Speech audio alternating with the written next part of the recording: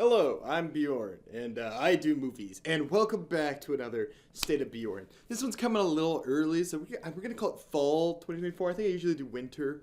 This one's fall. I'll probably do one in the winter as well. Just because I got some updates, and I've been meaning to do one of these. And my last one in summer was really lame because I was in Japan. For those who haven't watched the Indiana Jones video, I was in Japan. I was in Japan for a lot of the summer, and I went in some other places this summer.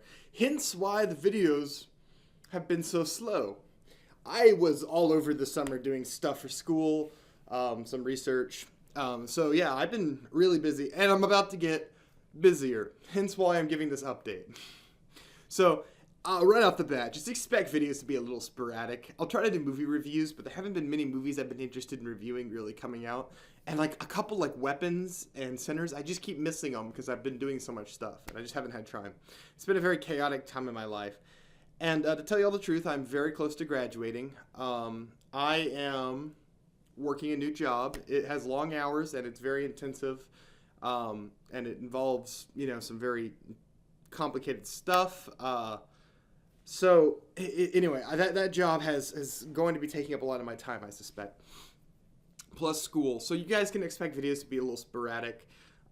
Sort of like how it was over the summer. You'll get one every once in a while whenever I finish one. Some of the bigger videos might take longer.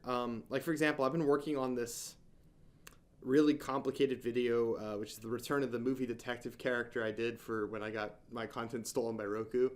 And that video is about Madam Web, the movie, and what I think the original plot was, and I did some research. And anyway, the editing in that video is really complicated, and I'm having to reshoot some of it. So that video has been delayed. I know I gave it an initial release time, and I was really intending to hit that release time, but, life happens.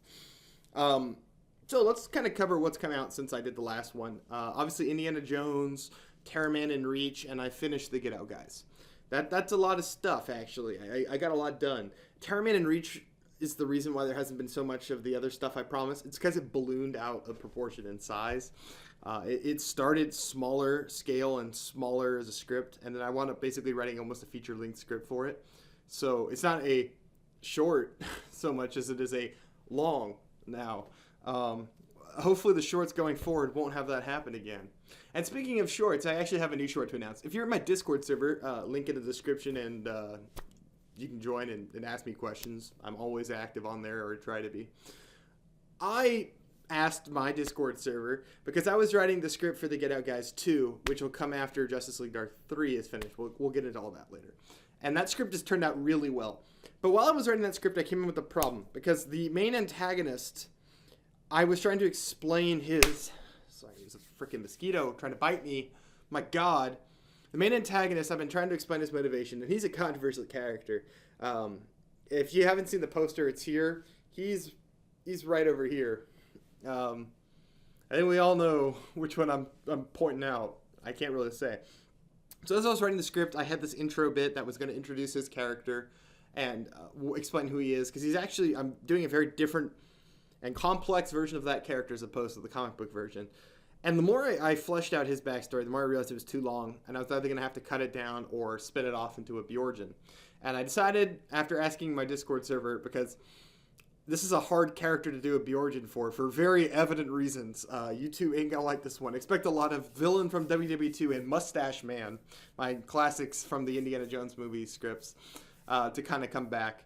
Yeah, I am gonna do a Bjorn for him. It's almost done. And I mean actually almost done, not like actually almost done like Terrorman and Reach was. And so I suspect that'll come out sometime in the next couple weeks. I don't know. And also what should come out in the next couple of weeks is Justice League Dark 3. And then I am currently got a couple of other things cooking. So let's get into those later. Another thing I've talked about on my Discord server that I don't know if anyone else here even knows about unless you're in that server are some side projects I've been working on. Writing projects that aren't new, so to say. They're remakes. I'm doing the Suicide Squad 3 remake. And then I'm going to do 4 and 5. Because, especially with 3, that script is really outdated in the fact that, I have a new format. I've kind of learned to format my scripts. I actually read the entire script instead of doing kind of that, half and half thing I was doing with Suicide Squad 3. That's definitely my most popular videos, even still. I don't think I've ever matched those in their popularity, which is fine. They were, very relevant when I put them out. I was one of the only people doing that at the time. I think there's other people kind of doing what I do now. Although I haven't actually found anyone else that does full scripts. If you guys know someone else who does full scripts for YouTube, let me know. I'd like to reach out to them because it's kind of, I'd be curious to see how they do it or like how I do it. I don't know. It's a complex thing, and I'd be curious to see if there's anyone else who does it. So if anyone else knows of anyone else who does that, let me know in the comments. I'm serious about that. I'd like to reach out or just look at their channel.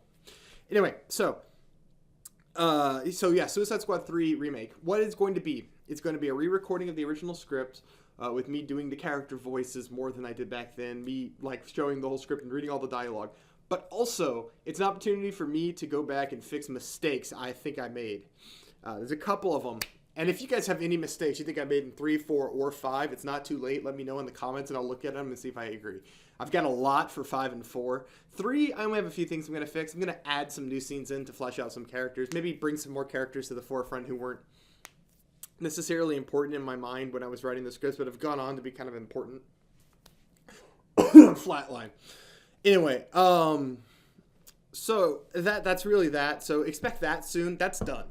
I have that script done. I'm just waiting for feedback from people because I want to make sure I catch every mistake, because I'm not going to go do a remake of the remake. All right, I'm not Naughty Dog Studio. Okay, I'm not doing that shit. So I'm gonna make sure I get this right the first time. So that can drop whenever. Just expect that to drop sometime. That won't be part of the regular schedule. I'll just have to record that. I already did it because most of that script was written for me by this other sucker called Past Me, and that guy's an asshole, and he did it for me. And so I don't even really have to do too much on those. Justice League Dark 3, Upside Down Empire. I've basically finished the first part of that. I have to go back and do edits and maybe add 1 or 2 scenes in still. That's really close to being done. I have a lot of stuff that's really close to being done that I just haven't. I bounce around and I've been crazy busy, so I've kind of been all over the place, and I'm sorry for that.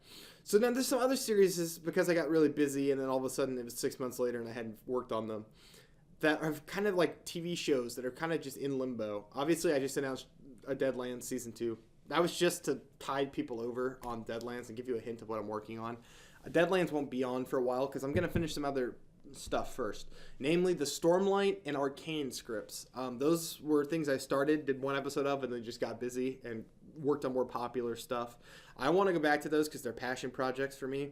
So you guys can expect those really soon, specifically Arcane Season 2. For those who saw, I did a live stream, writing about half that second act episode live, give or take. I might go do more of that live stream eventually if I have time. I'm really busy. And we'll kind of go back into that. So beyond that Bjorn, I don't think I have anything really to announce that isn't already been announced. So yeah, that's really about it. So let me talk about the Get Out Guys 2. Easily, the Get Out Guys has been one of my most well-received scripts. It's original to me, basically. I mean, I'm using characters from DC, but it's an original story.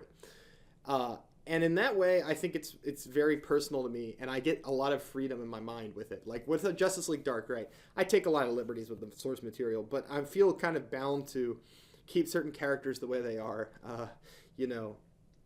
I'm not going to alter John Constantine or Zatanna. It would just feel wrong, even to me, right? Like, I understand how to stay true to source material. It's something that's really important to me.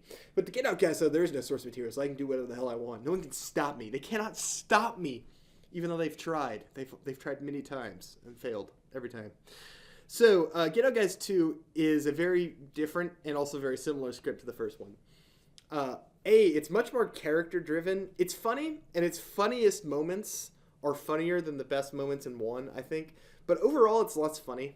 It's more dark. It's got a lot of character development, and it's focused primarily on the characters of Terraman, Reach, Mindboggler, and Eraser. So a lot of the same characters from the first movie, but Rainbow Man takes a little bit of a backseat in this one, although he does have some really good moments. And as I've announced on my Discord, and I may have mentioned in one of these, I can't recall, the Get Out Guys 2 is a time travel movie. I love time travel. I've not really had the opportunity to do time travel, and I am of the personal opinion that time travel and comedy are a match made in heaven. I think Back to the Future proved it, and every other attempt at it has basically made it, consistently shown that that's the case. Back to the Future is funny. This movie is not like Back to the Future. Although it does have some similarities, and mainly that the time travel involves the Wild West. I don't think that's any surprise. I've put Terraman, who's famously a Wild West time traveling cowboy, in the script. Obviously, it's a very different version of that, and you can watch the Bjorn to see my interpretation of this character. But it would be weird not to have him time travel. So he's gonna time travel. They're all gonna time travel. And, I thought I would share a little of the Get Out Guys part 2, because I've written a lot of it, as I mentioned. So I'm going to give y'all the first scenes. This is going to be a cold open, title sequence, and then the first action set piece with the Get Out Guys. And this will be basically the first 8 to 15 minutes of the script of the first act. So enjoy. We're going to open on the DC logos in a font that looks like ancient writing carved into stone. Suddenly, the DC logo changes into hieroglyphics, and the camera pulls out of an Egyptian hall in a dimly lit tunnel. We can see hieroglyphics all across the stone wall. Torchlight flickers in the distance, and we hear two people talking in German accents. I would say hypothetically in this scene they'd be speaking German. Obviously, don't speak German. So as always, imagine in your brains that this is dialogue in German. The first voice says, "We found it this morning, sir. A secret chamber beneath the tomb."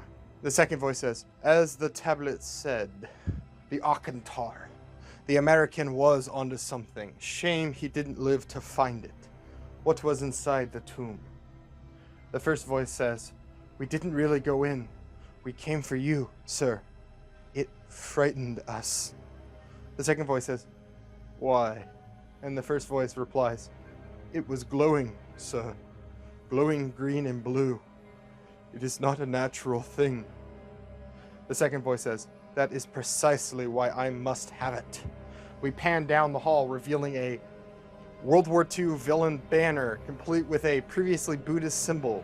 We all know what I'm getting at. We all know how this movie is going to be, because we all know the premise. I am sorry in advance. As soon as we see the villains from World War II, text on screen says, 1939. Egypt, 100 feet beneath the Great Pyramid of Giza. The two characters come into frame. One is a SS person, and the other one is just a standard World War II villain grunt. We all know what these characters look like. I cannot describe them. God help my soul, YouTube is an application run by a bunch of morons. They're going to continue to move down the hall until they reach a larger tomb. It's illuminated and several more grunts mill around. We see archaeologists working. They're sort of often kind of clearly at gunpoint. Some of them are American, others might be British. I'd say they're all nationalities being forced to operate. The big bad guy moves down the hall until he reaches a large doorway. We can see a faint blue light glowing from inside. He asks, "This is it?" The man says, "Yes, sir, it is." He smiles and says, "Excellent. I will see it now." The first man nods. The SS person moves into the building. He enters the glowing room, and inside we see a large stone pedestal carved with large sphinxes, their hands sort of holding up a single glowing bronze orb. It has several symbols carved all around it, and each of them glows blue. Bizarrely, however, it isn't set on the pedestal. It hovers over it, levitating off the ground. Behind it, we can see two massive stone carvings, each of them displaying a pharaoh reaching their hands out as something from above hands the orb down. Sort of like an ancient alien sort of thing. He says, "Magnificent." He approaches the orb as ominous music begins to play. It grows and grows in intensity. We hear a ticking clock faintly in the background. Tick, tock, tick, tock. He reaches up and grabs a hold of the artifact. With the artifact firmly in his hands, we're going to smash cut from the blue light of the orb to the blue light fading beneath the ocean. Three people scuba diving come into view. They pass through a coral reef with the beautiful blue ocean behind them. Maybe we see a couple of reef sharks swimming by. They continue down until we see wreckage at the bottom of the ocean of an airplane, a large bomber of some sort, maybe a World War II bomber. Text on screen says, 100 feet below the Bermuda Triangle, the present. The three characters continue to swim down until they reach a large underground ruin. We hear a voice crackle over a underwater intercom. I don't know if you've heard these, but when two divers talk to each other through their mouthpieces, it doesn't quite sound right. It isn't very crisp because they're talking through a bit. So imagine that. So we can't quite hear who they are. One of them says, "It's just like he said, it's there." Another one says, "Yeah, I see that." A female voice says, well, let's go. No time left. We gotta get it and go. We want to get paid, right? The other voice crackles in. Whatever you say, sweetie. We see them swimming down into the large tomb. One of them says, the air pocket should be right here. They carefully begin to swim up into a large chunk of the tomb, which has an opening like a moon door. As they swim up, though, we see something else, something human, swim by in the distance, inhumanly fast. They come up for air and climb onto the surface of a massive air-filled pocket inside of this underwater tomb. Very clearly Atlantean, like kind of Greek-looking, submerged under the water. Maybe even some like ancient Atlantean tech. I don't know. You sort of just imagine this. Let set designers go wild, as I say. They begin to take off their wetsuits and stuff, revealing the Get Out guys, specifically Terraman, Reach, and Mirror Master. Mirror Master pops his knuckles and says, let's get to work. The gym should be just inside. Terraman takes off his outfit and pulls up his bag. He's got like a wet bag for keeping things dry. He begins to slowly take out parts of his costume. He slides on his poncho and his hat and his gun belt. Mirror Master turns and looks at him and says, is that really necessary? I mean, who's gonna see you? Terraman says, well, I'm gonna see me. And my beautiful girlfriend here. We see Reach pulling off her own wetsuit. She doesn't bother doing anything. She just pulls a sword out of her wet bag. She says, sweetie, I don't care what you look like. I love you for who you are.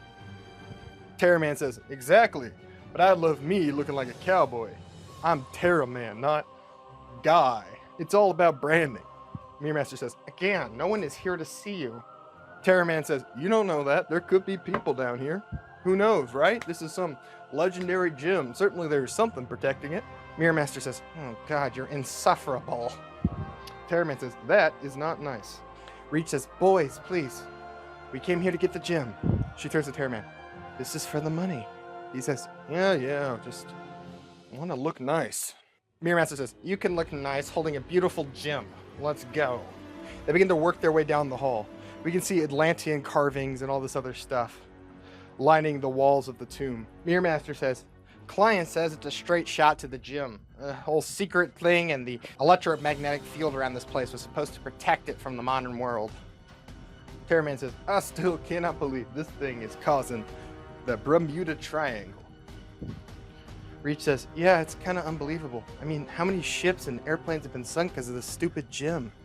I mean, it seems like a waste. Mirror Master says, I don't care. Look, the client wants it, and he's going to pay us top dollar for it. The three of them begin to move down the hall more and more until we see a large blue glowing sort of apparatus coming from the next room over. I want to genuinely and purposely harken back to the glowing obelisk room in the ancient Egypt. Terraman looks at the glowing room and says, I reckon it's in there. Mirror Master pushes by him and says, what gave you that idea? Terraman smiles and says, my intuition. You see, I'm a man of that New West, and in that New West, we are trained to search for things no average man would notice or see. We are forced to think on our heels. Mirror Master cuts him off and says, Jesus Christ, man, if you give me the stupid Terra Nova, man of that New West speech one more time, I'm going to fucking kill you. I swear to God, even your girlfriend here can't stop me. Reach says, wanna bet? Mirror Master says, sweetie, I've killed metahumans like you on a whim. Terraman says, it's fine, I just won't give the speech again, but it's a good speech, you really should listen to it. Mirror Master said, I've listened to it probably 100 fucking times already. As they continue to bicker, they walk into the room. We see a large pit, at the bottom of which is spikes and flowing, churning water filled with some sort of carnivorous fish. Terraman kind of leans over the side of the cliff and goes, look at that. Mirror Master says, Flyer, this one's all yours. He turns and looks at Reach. She rolls her eyes. I have a name, you know. Mirror Master says, and I won't learn it until you prove your worth. Reach says, this is our 4th job together. Me and Terraman literally saved your life last time. Mirror Master says, and what about the time with the ghosts? I saved you two then. I'd say we're even. Reach says, fine, even. Then use my name. Mirror Master says, tell you what. You get that glowing blue gem over there, and I'll start using it. Reach says, fine. She floats off the ground as dust sort of floats up with her as she reverses gravity around herself. She starts to move towards the gym when a hand grabs her arm. Terraman says, don't. Reach says, why? Terraman pulls the bandana off his outfit and tosses it towards the gym. As it floats through the air over the pit, it's immediately sliced into 2 or 3 pieces by something invisible. Lasers. Mirror Master says, that's not possible. How can there be lasers when there's no mirrors? Reach says, must be magic. Terror Man says, look carefully, you can see the glimmer in the air. Reach nods her head. I see it. I got this. She floats up and begins to fall towards the lasers, as if gravity has reversed itself. She twirls and dodges lasers, and spins through the air floating. As she does, pieces of her hair are cut off by close calls to the laser. At one point, a piece of her arm gets cut, and we can see blood dripping from it. One of the droplets is sliced in half by a laser just below her. She twirls in the air until finally she reaches the other side of the platform. She lands on the ground in front of the gym. She carefully approaches it, reaches out her hand as the music swells into tension. Something is going to happen, but as she grabs it, nothing does. She looks around sort of awkwardly as she holds the large gem in her hand. She says, I really thought that was going to do something. She floats back over to them, carefully dodging the lasers. She hands it to Mirror Master. He says, let's go. He starts to walk back towards the exit. Terror Man says, aren't you going to do the whole mirror walking thing to get us out? Isn't that what you're here for? Mirror Master turns and looks at him. Look, cowboy, we're in the middle of the fucking ocean. Half of this whole fucking area is a reflective surface. If you stepped into the mirror dimension here, you get tossed into an endless cascade of fucking doorways. Trust me, it's not a smart idea. Terror Man says, could have just said it wouldn't have worked. The group of them make their way back until they reach the pools of water. We can see that their scuba gear is still there. They begin to slide on it and jump back into the water. As they're swimming through the coral reefs, back towards where they came from, we see the same shape following them. Suddenly, it attacks. The man shoots through the water unnaturally quick and slams into Terror Man, who's momentarily stunned. He begins to float down. Reach lets out a little gasp and then twirls towards him. She begins to float in the water. The water sort of reacts to the gravity of what she's doing as if waves are forming in the pockets of water. I actually don't know how gravity being reversed underwater would cause like water to react. It might do nothing except pull her one way or the other, but I think visually you could have a lot of fun with that. She twirls through the water, moving quicker, chasing after the person. Terror Man is unstunned.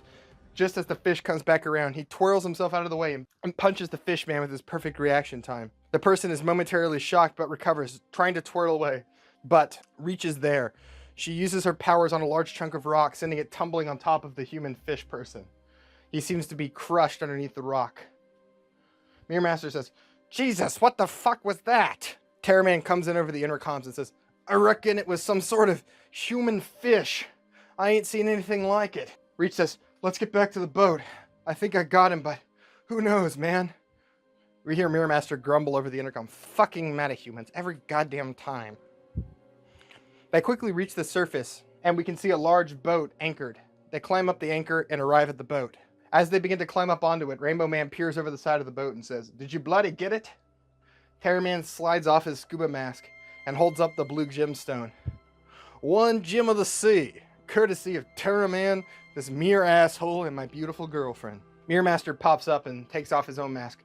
It was fucking cagey down there. There was some sort of, I don't know, what did you call it, cowboy? Terror Man says, I reckon it was some sort of fish man. You know, like a human fish. Reach surfaces next to them and says, yeah, he was giving us a hard time there for a second, but I think I got him in the end. She floats herself, Terror Man and Mirror Master up onto the boat. We see Mind Boggler hung over the side of the boat. She says, great, we got the stupid rock. Can we finally fucking leave the ocean? She hurls over the side of the boat. Rainbow Man says, I fucking told you to take the pills. Mind Boggler says, fuck you. I don't trust that shit. It's not good for your health to take medicine. She hurls over the side of the boat once more. Rainbow Man shrugs. He says, all right, let's light my bananas and split. He punches the boat's power, and they begin to speed away. Mirror Master looks out over the ocean, and we see something speeding towards them. It's the fish man. He skims across the water. Mirror Master says, incoming! The boat hits full speed, but the fish man keeps pace. Rainbow Man says, what the fuck is that? Terror Man says, I reckon it's the human fish again. Suddenly, the human fish bursts out of the water, skimming across it, as wings slide open on his back. He begins to glide towards them. Terror Man says, scratch that. He's more of a human flying fish. The light hits human flying fish for the first time, revealing the exact comic-accurate human flying fish outfit. Y'all motherfuckers thought I wouldn't do this, but I did. Mirror Master says, Jesus Christ, he's got a fucking gun. We see the human flying fish hold up an Uzi as he glides across the water. He begins to open fire on the Get Out guys from their boat. They all hit the deck. Rainbow Man tries to keep steering the boat and holds out a hand. Color from the side of the boat, beach towels, all their outfits begin to swirl around the boat, forming a protective wall. The bullets continue to ring around them, smashing into the side of the boat and into the wall.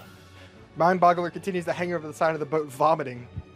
The vomit catches the wind and lands across the face mask of human flying fish. He spits a little to the side as the vomit covers his mask and lets out a little groan. He clicks up his mask, dropping part of it off his face. We can actually see his face for the first time. Mirror Master looks up and says, "I recognize that guy now. He's one of Krill's goons." Rainbow Man says, "Fucking hell. I knew you couldn't trust a guy with a name like Dr. fucking Krill. You just know his parents were bloody hippies." Terror Man says, "I can probably shoot this guy, should I?" Rainbow Man says, "Fuck yeah, he's all yours, gunslinger." He drops the rainbow barrier and Terror Man says, "Like shooting a duck." He ducks out from behind cover and spins one of his pistols up. He fires a single shot and we see the bullet rip right through human flying fish. The fish man plummets into the water and crashes into a heap before sinking into the waves. Terror Man yells, "Bullseye!" Rainbow Man laughs and says, "That's good fucking shooting, cowboy." Terror Man says, "Thank you. I'm a man of that new west, that Terra Nova. I am Terra Man." Rainbow Man says, "Yeah, this Dr. Krill guy thinks he can pay us to steal something, then send one of his goons to kill us, take said something we stole, and then not pay us. I disagree. What do you boys say we go pay Dr. Krill a visit?" And then that's where I'm going to end this little intro. Yes, obviously we did Dr. Krill and the human flying fish. For those who have watched this channel for a long time, you're probably in on these memes. It's a bit of a long cold open, but I really like it. It sets up where the characters are, what's going on. There's a little bit more after this, but not a lot. After this, we sort of go into the main plot. So yeah, that's how the Get Out Guys 2 begins, more or less. I'll probably tweak some dialogue. I improvised some of this, obviously. That's right. Obviously, World War II is going to factor into the script. We haven't been introduced properly to our main antagonist yet, but I will have a Bjorn for him, and you'll kind of understand how he factors into this. And the MacGuffin of the movie is, in fact, the time sphere. Something that's used by, like, I think it's Rip Hunter who uses it for, like, Legends of Tomorrow. And I also think it's what Booster Gold uses to time travel. This is a different version of the time sphere, but it's going to sort of set up how that becomes. It's the same time sphere. It's just, you know, I've tweaked with its origins a little bit, with some ancient alien kind of stuff. I think it's very fun. Now, the script also, this little segment y'all got to see, we got to see human flying fish, long been a meme character on this channel. I was so excited when I had the opportunity to introduce him, and of course the dastardly Dr. Krill, who does make a secondary appearance in the script. That's a fun little action set piece to begin the movie. That's sort of what the tone is like going forward. Yeah, I'm really excited to bring that movie. That one is my most anticipated movie because I think, and I haven't written the whole thing yet, I think it might be my best script. I can never really tell until I get something on paper. It's either this or Arcane. Both those scripts are super good.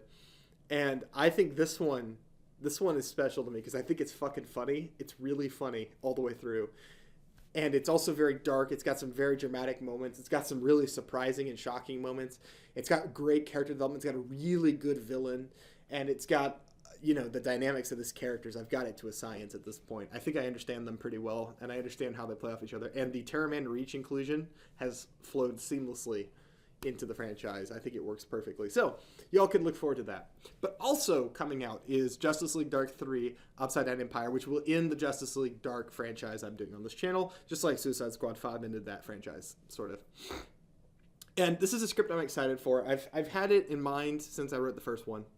And I've been building towards it. There's lots of twists and some, I guess we'll call them moments that have been set up in it, that have been hinted at all throughout these scripts. And I think some of y'all may have picked up on some of the hints I'm hinting at, or some of the twists that might pop up in this. But there's a few of them, and they've all been set up, which makes them better.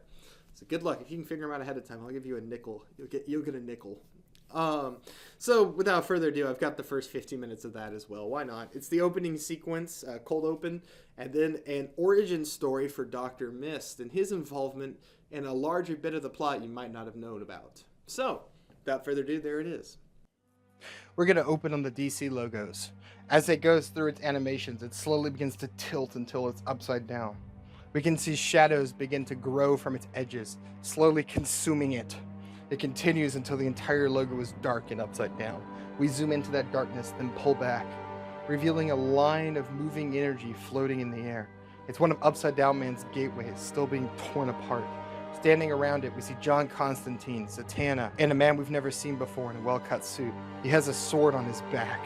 In the background, we can see the House of Mysteries floating. John says, "What do you think, Boston?"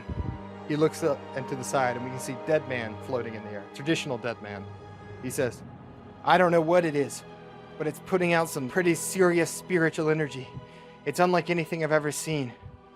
John says, "Yeah, I feel it too. I was worried you were going to say that. Any ideas, Jason?" The man next to him says, "It's not from hell. I've got nothing." And we reveal him to obviously be Jason Blood. We see the crack grow a little wider and taller. Dead Man says, "Yeah, it's getting bigger." Zatanna says, "That's never good. Should we call in the League?" Constantine says, "Nah, whatever this is, it's magical. Not their purview. This is our problem." From off screen, we hear a voice. "Sorry I'm late. Got a little held up." We see Wonder Woman float down and land next to Zatanna. Constantine says, "Actually, I think you're right on time. What do you think?" Wonder Woman says, I don't know. I've never seen anything like it before." The crack grows even wider. Wonder Woman says, "It's getting bigger." Zatanna says, "Yeah, we noticed." Dead Man says, "Something's happening. I mean, this energy is off the charts.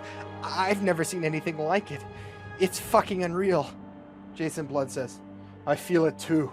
It's terrifying." He pulls his sword free. Change, O form of man. Free the prince forever damned. Free the might from fleshy mire. Boil the blood in the heart for fire. Gone, O form of man. Rise the demon Etrigan." Jason transforms into Etrigan the demon in a crack of light and fire. The crack of energy grows wider and wider. We see fingers twirl out of the darkness and grab the edges of the crack. They begin to pull it wider open as Upside Down Man begins to climb out. The Justice League Dark each takes a step back as the creature pulls himself free. Slowly but surely, the Upside Down Man begins to climb out. He takes his first step out as a fourth of his body is still in the portal. His back twists and snaps as his bones reposition themselves, pulling free, like a gymnast pulling himself out of a small box. Constantine says, "Fuck that." He pulls his holy shotgun from beneath his duster and fires. The living shadow climbs up Upside Down Man's arm in an instant and catches the blast. The creature finally finishes pulling himself out, and the living shadow clings around his neck and flows down like a long cape cloak. Its tendrils cling to the ground and flow out like vines, feeling around as if blind. Zatanna says, "What are you? What do you want?" Upside Down Man turns to look at her, snapping his broken neck back into place. "Light. What have you done with her?" Zatanna says, "I don't know who you're talking about." Upside Down Man's lips turn into a snarl. "Liar! I saw you with her. My light. You took her from me." The shadow on his cloak flies forward into Zatanna's eyes. She jerks forward, then levitates up as the shadow drills into her body and explodes out her back in every angle. Basically, if you've ever seen like clips of someone taking a cocktail shrimp and putting it on like a Tesla coil and like electricity flies out of every end of it, imagine that, but with shadows and blood. Blood drips down Zatanna's body as she flails, her body going into convulsions. It falls to the ground like a wet sack, clearly dead. Constantine's in shock. He says, "See?" He meets her bloody, dead eyes and screams. He runs at Upside Down Man with a fury in his eyes. A fireball forms in his hand and he fires it and explodes against Upside Down Man and does nothing. John forms a sword out of lightning and slashes it across Upside Down Man's body. Lightning flies everywhere and the crack of thunder spreads across the room. But the lightning simply divests itself across Upside Down Man's body and does nothing. Upside Down Man's creepy lips form a smile. "You were there too. I remember." He reaches out and grabs John by the throat and hoists him up into the air. "You were there. You took her from me. I remember. Where is light?" The claws on the end of his nails begin to dig into John's throat, drawing blood. His face is turning red and purple. His legs kick. Then Wonder Woman slams into Upside Down Man, knocking him away and freeing John. John falls to the ground, gasping for air and coughing violently. Wonder Woman floats to the ground and draws her sword. With her free hand, she shakes loose the lasso of truth. She spins it in the air, then wraps it around Upside Down Man. She says, I am Diana of Themyscira, and I bid you to speak the truth. She tightens the lasso, and it begins to glow yellow. What are you? Upside Down Man's lips curl into a smile once more. I am darkness. I am the shadow that lurks just out of sight, the thing beneath your bed at night as you tremble afraid. I am the primordial god, the true form of destruction, chaos, and darkness. I am your death. He begins to float up with the lasso still clung around him as a living shadow returns to him. It forms 16 shadowy hands that surround him. Upside Down Man says, what are you? An empty clay shell. Someone made you, formed you. I can do that too. The ground in front of the Upside Down Man begins to spin and form into a monstrous shape. Two long, slender arms grow, topped by jagged, long claws. Its body is thin and wiry, but also muscular. And where its eyes should be are only two empty, dark sockets, filled with swirling black darkness. The creature lets out a scream that sounds like a half-choking gurgle. Upside Down Man says, creating life is a rare talent. I don't know who made you, but I promise my craftsmanship is better. Wonder Woman says, what do you want? The lasso grows yellow again. The creature Upside Down Man created takes a lumbering, almost awkward step as if pulling itself free from the ground. Upside Down Man says, I want light, and I want to kill you and rend your world. All life is the same, and it was a mistake I will correct. He pulls his arms apart and snaps the lasso of truth like it was nothing. He gestures with a finger and says, kill her. His earth-made creature begins to quickly crawl towards Diana, walking on all fours, awkwardly lumbering towards her. She quickly blocks the strike of its claws with her shield before taking one of its arms off. The creature stumbles back screaming, but its arm quickly regrows out of clay, as if someone was spinning a pottery wheel. Wonder Woman snarls and returns into the fray. Suddenly, Etrigan the demon slams into Upside Down Man. Upside Down Man is actually knocked over, and he looks surprised. Etrigan keeps punching him over and over again as he pins to the ground. Etrigan says, what manner of hellspawn are you? Upside Down Man says, enough of this. He swipes a hand forward, sending a shockwave of shadow out. It slams into Etrigan, knocking him back. Upside Down Man forms a sword out of shadows and slowly approaches Etrigan as he gets back to his feet. Suddenly, we see Dead Man enter Upside Down Man's body. Upside Down Man is held in place, and his lips begin to move. His body trembles. I've got him. We see John Constantine stumble up to next to Etrigan. His throat is still dark purple. He croaks out, that thing killed Zatanna. Etrigan says, this thing isn't from here. It's powerful, John. Maybe more powerful than Satan himself. We cannot win. John says, horseshit. It's just another bastard in the long line of bastards who are gonna fall before us. Use the sword on him while Boston's got him held up. Etrigan pulls his sword free and approaches Upside Down Man quickly. Upside Down Man begins to speak with Boston's voice. But guys, he's doing something. We see Dead Man's ghost pushed free from Upside Down Man's body, then simply explodes into light and energy, as if reduced to nothing. Etrigan swings his sword down, but Upside Down Man catches it between two of his fingers, and the blade shatters. Upside Down Man grabs Etrigan by the neck with the living shadow and pulls him closer. He whispers almost sensually, binding magic, I see. Old, weak. We see flashes of Jason blood in Etrigan's face, then the two are ripped apart. Etrigan is suddenly drugged down into hell as a gateway opens up beneath him. No longer bound to the earth, he's forced back to hell in an instant. Jason Blood, mortal again, is still held in Upside Down Man's arms. Upside Down Man snaps his neck with a little effort and then tosses his corpse aside, just as John Constantine lands a barrage of magical lightning into Upside Down Man's chest. You killed them! Upside Down Man simply stares. He's completely unaffected. He grows a spear out of shadows and plunges it into Constantine's belly, splitting him open like a piñata. Constantine falls to the ground dead, without a final word. Upside Down Man pulls the living shadow closer, and it forms a radial circle of shadow beneath him. He draws his attention to Wonder Woman once more. She's managed to kill his creation. It's shattered into 1,000 pieces on the ground, but Wonder Woman isn't much better. She's beaten to near pulp, covered in blood. One of her arms is broken, and her shield is on the floor. She crawls across the ground. She's crying as she looks out over the corpses of her friends, but there's fury in her eyes. She says, "You won't win."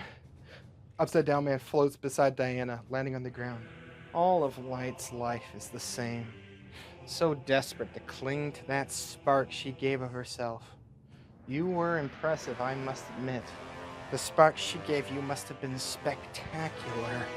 Piece of her beautiful soul squandered in such frivolousness as you. Wonder Woman tries to crawl away to her sword. It's just out of reach. But as her hand reaches out for it, the shadow gets there first. The shadowy tendrils lift the sword up and place it in the Upside Down Man's hand. He admires it for a moment, then jams it straight through Wonder Woman's chest. The last of the Justice League Dark dies, defending her planet. Upside Down Man turns his attention to the rift. He shoves his fingers into it and expands the crack, ripping it apart until it grows and grows. The living shadow begins to seep into this world and begins to consume everything, as we've seen so many times before.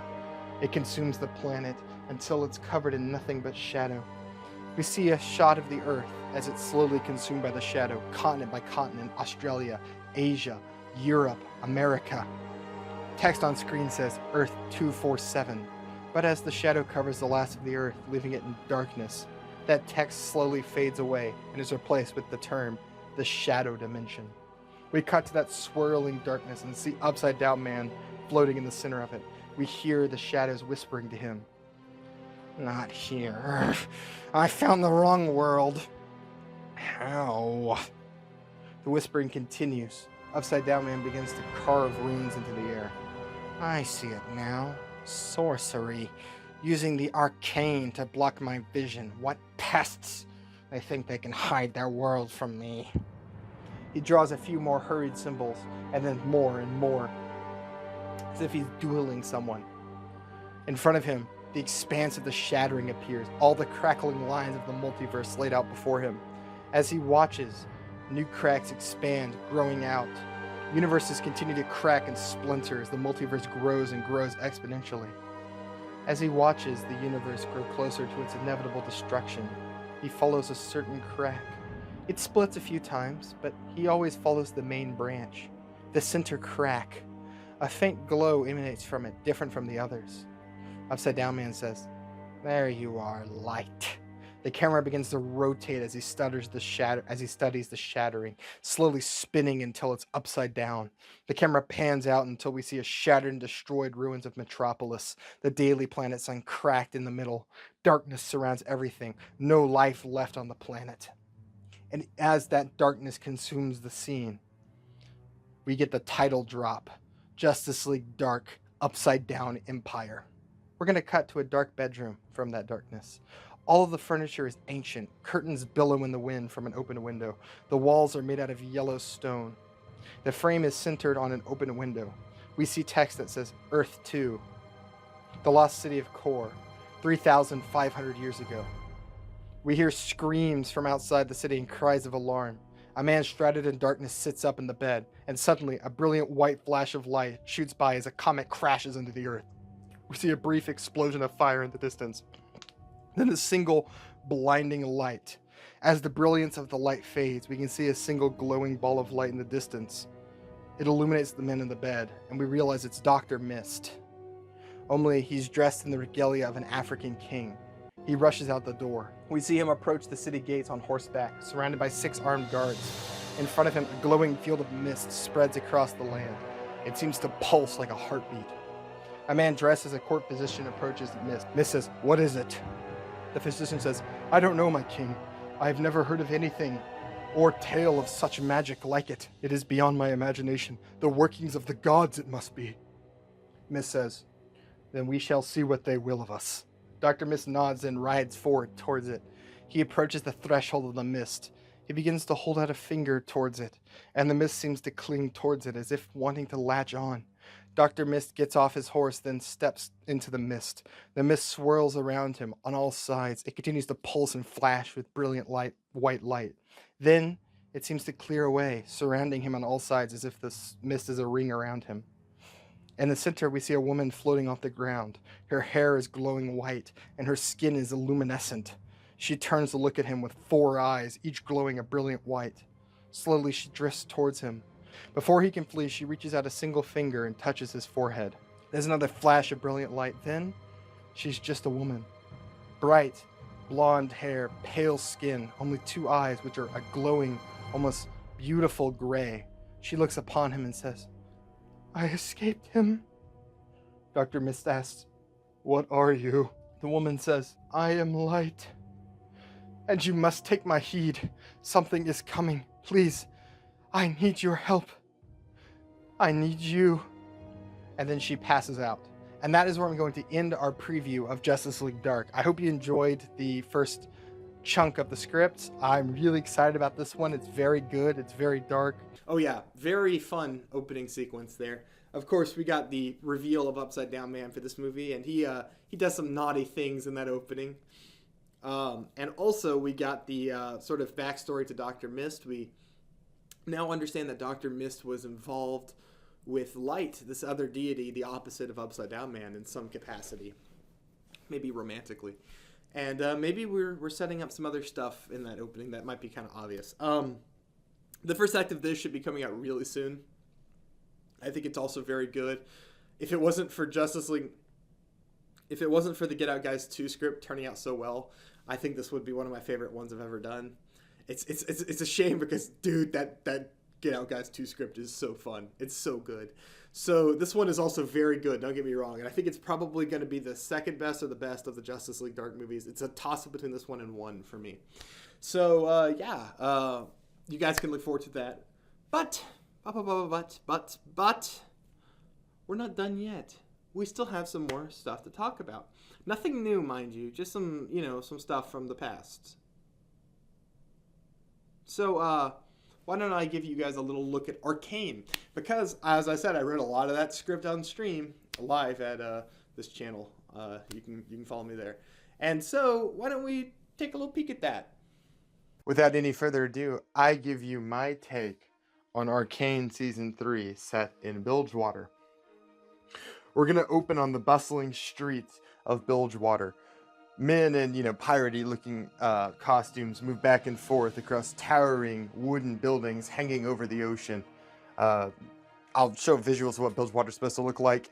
Again, this is the sort of thing you leave to a set designer or a visuals guy. We see a woman with bright red hair walking down the street. She looks nervous. Her eyes dart back and forth as if she's being followed. She approaches a building in the middle of Bilgewater and then enters. The room is dim. Only a few stray rays of sunlight shine tinted green by painted windows. We can see some fine furniture and the outline of a desk. Someone large is sitting there, hidden by the shadows of the unlit room. We hear a deep voice with a southern drawl. "Welcome. I've been expecting you." The voice is deep and has a Mississippi southern drawl. I'll try my best at this one, but my drawl is very different, and so I actually struggle with it. The woman, who I will go ahead and say is Abigail Fortune, I believe it is, Miss Fortune, says, "You were expecting me?" The man in the shadows says, "Why, of course. I expect everyone to come eventually. Tell me, friend, are you a gambling man?" Mrs. Fortune says, "No, I don't see the point." The figure in the dark slams his hand down on his desk. The room almost shakes from the force of it. "Don't see the point. The point is to get wealthy, friend. I see that look in your eyes. You need money. I'll tell you what. I'll pay for your first hand." A golden kraken coin comes rolling from the dark. It wobbles, then falls right in front of Mrs. Fortune. She eyes it nervously. "With that and just a bit of luck, you could have enough gold to buy your own ship. You ever wanted to be a captain?" The woman says, "No." She eyes the coin, but doesn't pick it up yet. The man says, "Go on, pick it up. It's a gift. There's a card house not a block from here. I know the owner personally. Reputable sort. Go play a hand." She says, "I didn't come here for gambling money. I don't play the odds." The man says, "Oh, well, that is disappointing. With a name like Mrs. Fortune, it seems a shame not to be a gambling man. She begins to quaver in fear. She never gave this man her name. The man says, "Not here to gamble. So what do you want with an old soul like me?" We see a lighter spark in the darkness. The man lights a cigar. For the first time, we can see him. It's Tom Kinch. I'm sure most of y'all picked that up almost immediately if you played League. He looks exactly like he does in the game. Here's a picture of him on screen. A catfish man with sharp teeth and whiskers and a top hat dressed in a nice suit. He's very heavy set. A large set of sharp teeth and a tongue so long that it reaches all the way towards the table. It lights a cigar and then begins to puff on it, illuminating his face in the darkness. The woman nervously says, "They say you can give someone something they want." Tom Kinch says, "And most folks just want money to gamble. So I ask again, what do you want from me?" The woman says, "Talent. I want talent. Enough to make a living as a reputable woman. You see, sir, I follow the path and the practice of pacifism. Here in Bilgewater, it's hard to find work as a woman like that." Tom Kinch seems to smile. We can see his smile grow by the light of his cigar. "Talent. I can give you talent. The sort to make money. A gunsmith. You'll be a gunsmith, best in the city. No one would be able to deny your skill, and everyone will want to come for your business." The woman says, "A gunsmith, but that would break my tenet. I can't. I follow the path." Tom Kinch says, No, Miss Fortune. You just make the weapons. What others do with them ain't on you.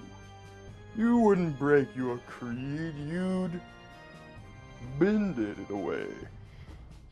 This is my offer, my only offer." The woman says, "What do you get from this?"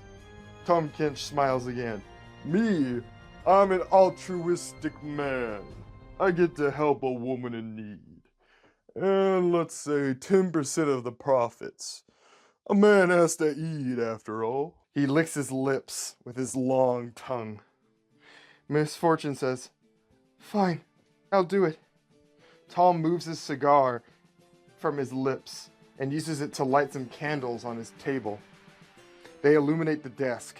There we can see a piece of paper with writing on it, a contract already written. Tom Kinch says, "I'm gonna need a signature." Mrs. Fortune says, Do you have a pen?" Tom says, "Oh no, not like that. I'm gonna need it in blood." He holds up a knife, a small knife. Tom says, "Just a prick on the finger should do." Miss Fortune nervously approaches Tom. The large catfish man continues to lick his lips even more intensely as she gets closer. He looks hungry. He slowly holds out the knife to her. She takes it. Then he reaches into a green bowl on his desk and comes back with a squirming tentacled sea creature. He eats it whole, slurping down the tentacles as Mrs. Fortune pricks her finger. We can see blood running down the finger. Tom gestures to the contract. "Just a fingerprint.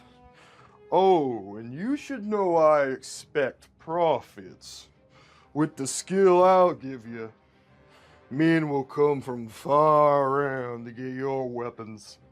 Just don't turn them down." With that, Mrs. Fortune presses her finger into the contract, leaving a bloody footprint. Tom Kinch laughs. "It is a pleasure doing business. I think that if you try your hand at making a firearm tonight, you'll find a skill you didn't know you had." His laugh turns deeper into a belly laugh. Mrs. Fortune turns to leave nervously. As she starts to walk out, we hear Tom one last time. "Oh, and Miss Fortune, that coin there is yours.